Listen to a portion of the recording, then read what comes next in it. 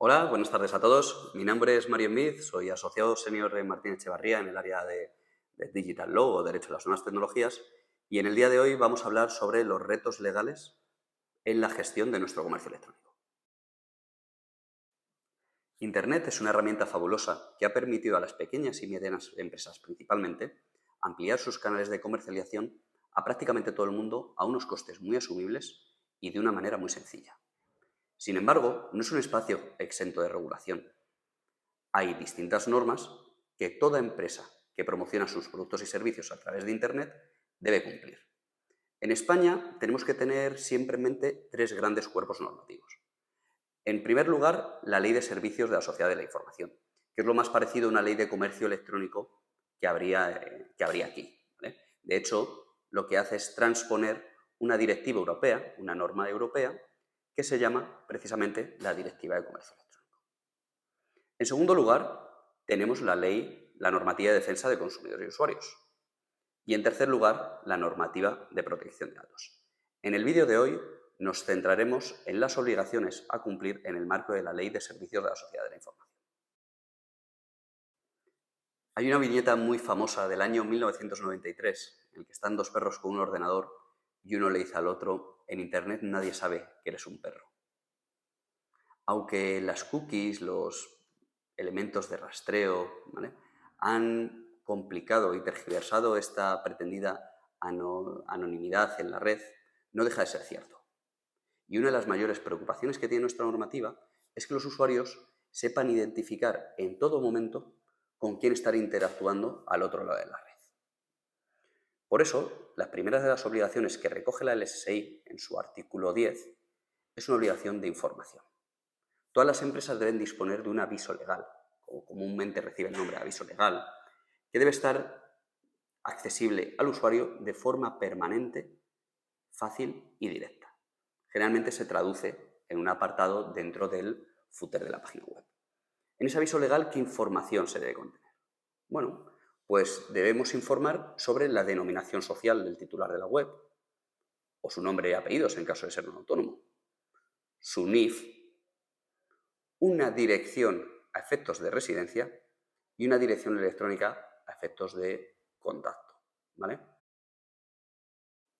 Adicionalmente, si el titular de la web está realizando una actividad de colegiación obligatoria, por ejemplo, en el caso de un abogado autónomo, tendrá que informar sobre sus datos de colegiación, su número de colegiado y a qué colegio profesional pertenece. Esta es la información mínima obligatoria. Lo único que es habitual que las empresas utilicen este aviso legal para regular otros términos de uso de la web. Podríamos decir otros usos anexos, ¿vale? Por ejemplo, regular la propiedad intelectual de los elementos que están recogidos en la web o las obligaciones que debe cumplir el usuario en el uso de esta página. El segundo gran bloque de obligaciones se refiere a cómo se desarrollan los procesos de contratación electrónica. Partimos de la base en que la contratación a través de medios electrónicos está permitida en España, salvo para excepciones muy contadas, principalmente relacionadas con derecho de familia y sucesiones.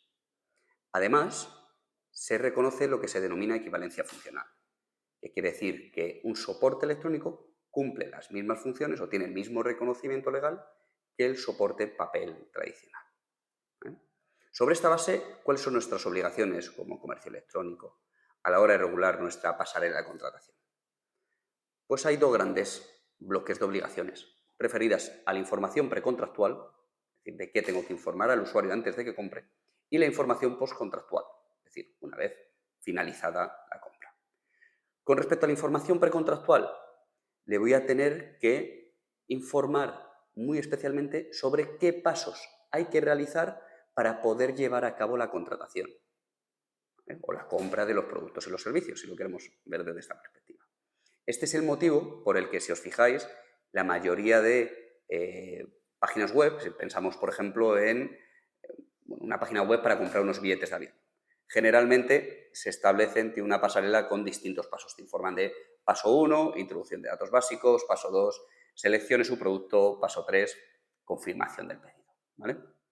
Bueno, aparte de para guiar al usuario, la LSSI te lo exige de forma expresa.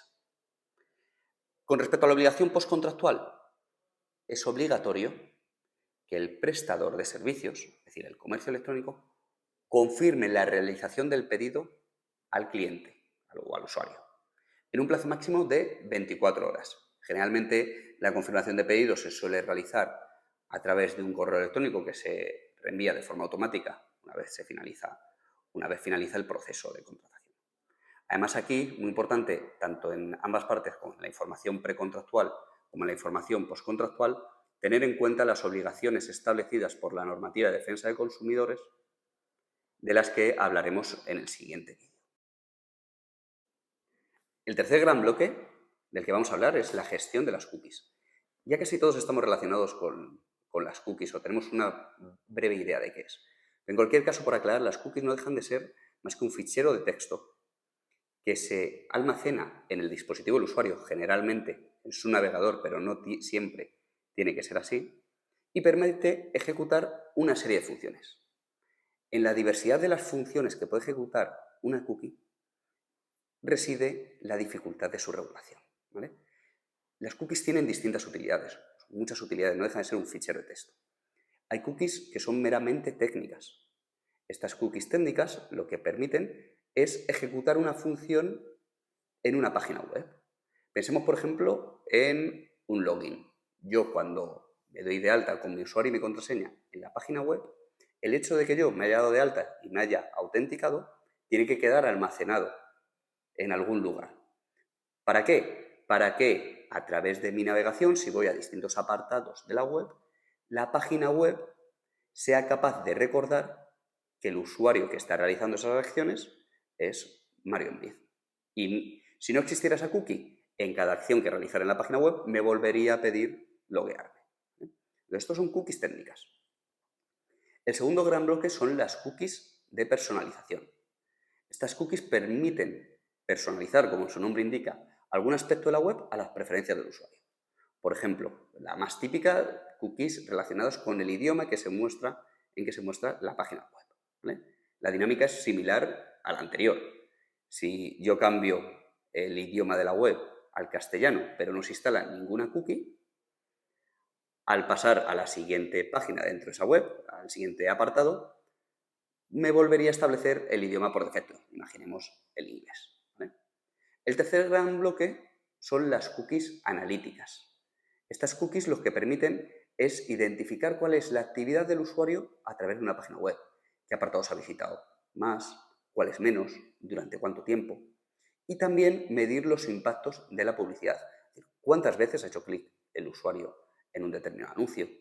¿Vale? ¿A dónde ha ido después de nuestra página web?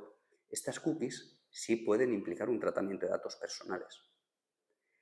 Y el último gran tipo de cookies son las cookies de publicidad comportamental. Están muy vinculadas a las analíticas. Una vez que conocemos cuáles son los hábitos de navegación del usuario, podemos mostrarle publicidad personalizada y asociada a esos ámbitos de navegación, ¿eh? Entonces, la normativa de cookies lo que pretende es proteger los derechos de los usuarios con respecto a estos pequeños ficheros que se instalan en su ordenador. Y muy principalmente cuando nos encontramos ante cookies analíticas o cookies de publicidad personalizada.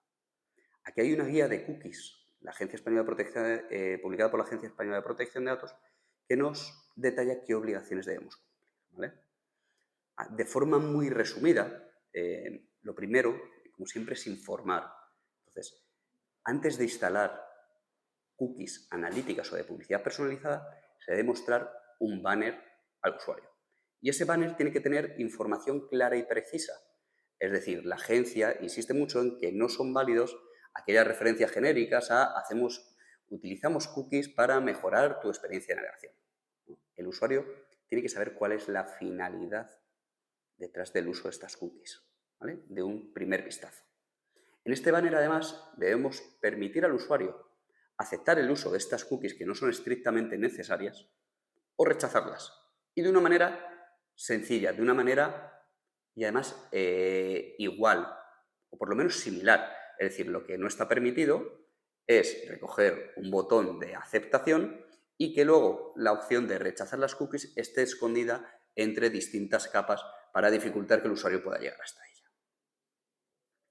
Por último, en este banner tenemos que recoger un enlace a la política de cookies. En esta política de cookies vamos a informar más a fondo sobre el tipo de cookies que utilizamos, durante cuánto tiempo se conservan y cómo el usuario puede deshabilitarlas tanto a través de nuestro banner o el configurador de cookies, que muchas veces también recibe ese nombre, como a través de las distintas herramientas que ponen a su disposición pues, los diferentes navegadores. Muchas gracias por vuestra atención, espero que haya sido de interés. En el siguiente vídeo hablaremos sobre las obligaciones derivadas del cumplimiento de la normativa de protección de derechos de los consumidores y usuarios y de la normativa de protección de datos, incluyendo en este último apartado también el envío de comunicaciones comerciales por mail que está recogido en la LSSI.